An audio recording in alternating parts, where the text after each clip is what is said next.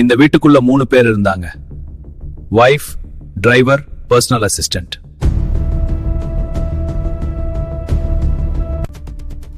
மூணு பேரும் சொன்னது ஒரே விஷயம்தான். நாங்க ரூம்குள்ள போகல.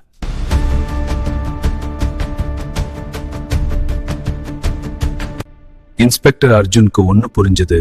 இந்த ஆன்சர்ஸ் ரிஹர்ஸ்ட்.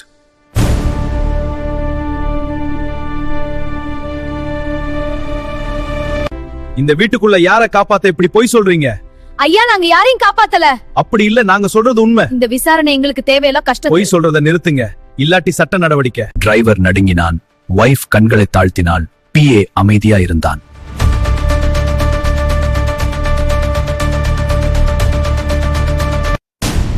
இந்த வாட்ச் டெத்துக்கு பிறகு ரிமூவ் பண்ணப்பட்டிருக்கு.